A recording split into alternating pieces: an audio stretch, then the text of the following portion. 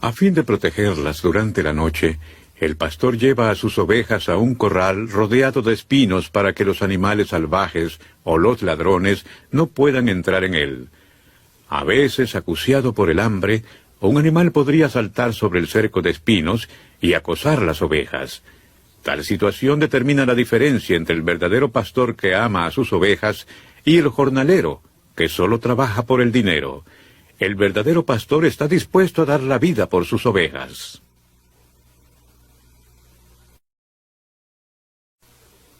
En el Medio Oriente, el pastor conoce a cada una de sus ovejas. Anda siempre delante de ellas y las conoce por su nombre. Las ovejas lo conocen y confían en él. Jamás seguirían a un extraño.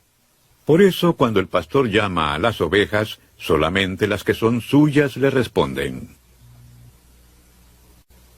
El Señor dio el mandamiento a Israel de que recogieran sus palabras y las conservaran en las manos y en los ojos.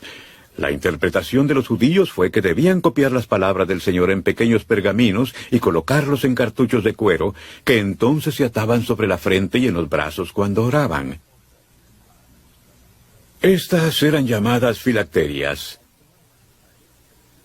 El Señor también mandó a Israel que agregaran flecos a sus túnicas para acordarse de cumplir sus mandamientos.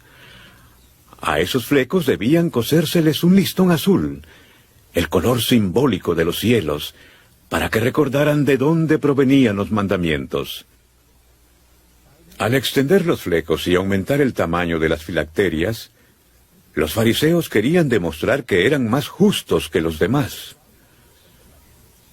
Pero el Señor condenaba tan vanidosa ostentación.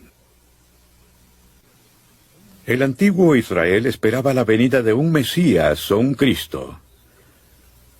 Ambos términos significan el ungido.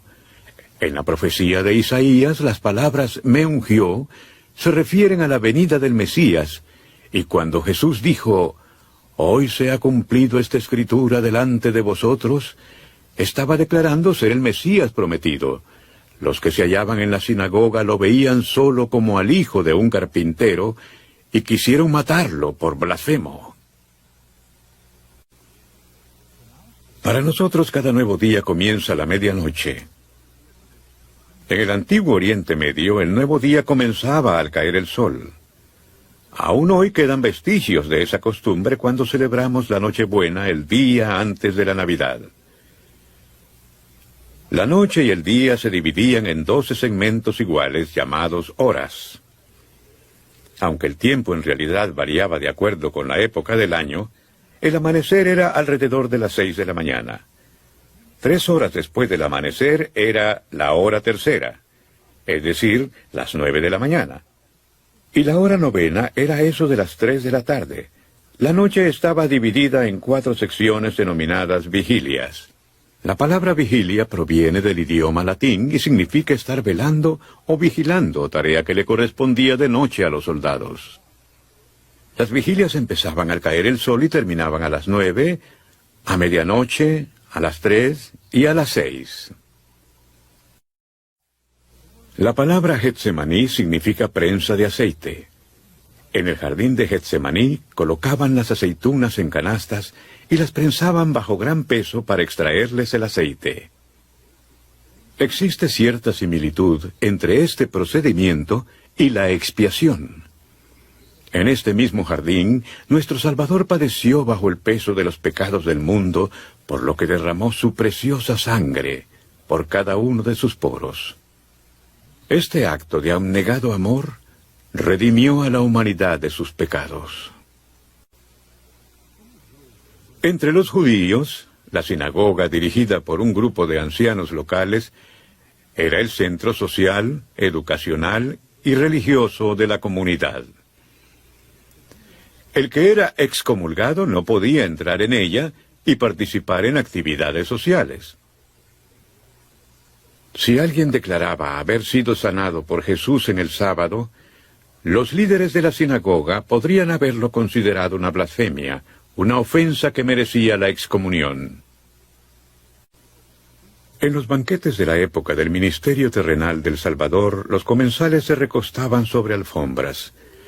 El invitado de honor se sentaba a la derecha del anfitrión y los demás invitados, en orden de importancia, a su izquierda.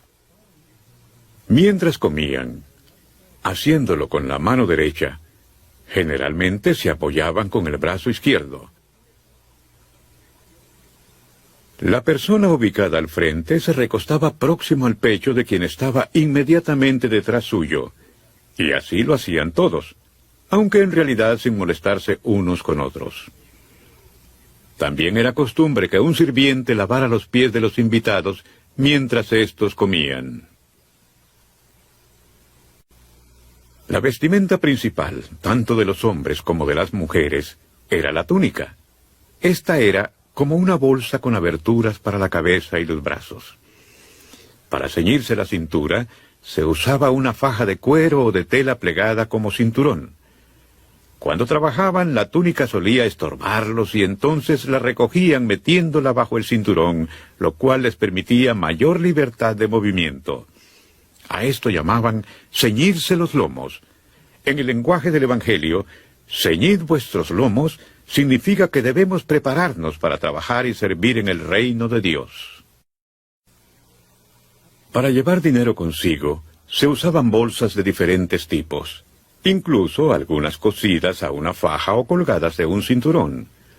Una alforja era como una bolsa de viaje, llamada a veces bolsa de mendigos, en la que los viajeros llevaban comida y otras pertenencias.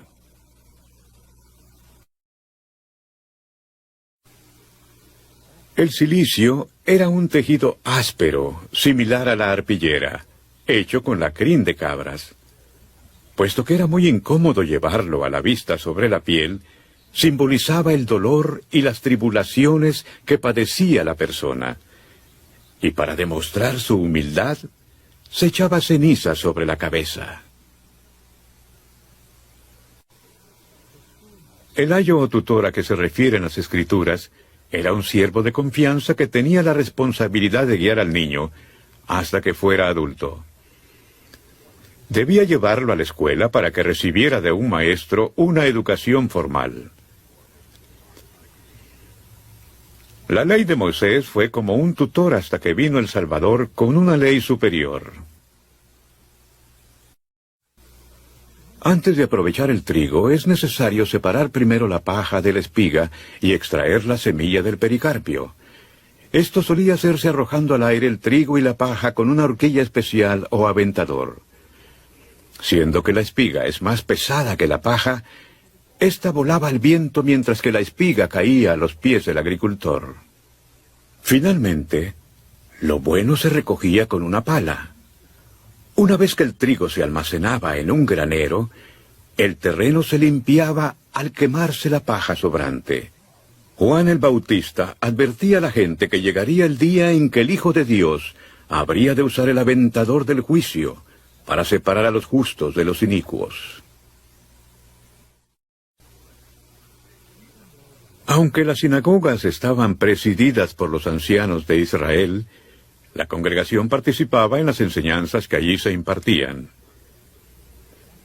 Después de leer pasajes de las Escrituras, el lector los explicaba y la congregación participaba haciendo preguntas y comentarios. Pablo aprovechó estas oportunidades para enseñar el Evangelio en las sinagogas. El día de la fiesta de esponsales, la novia era asistida por sus ayudantes, mientras que el novio se reunía con sus amigos.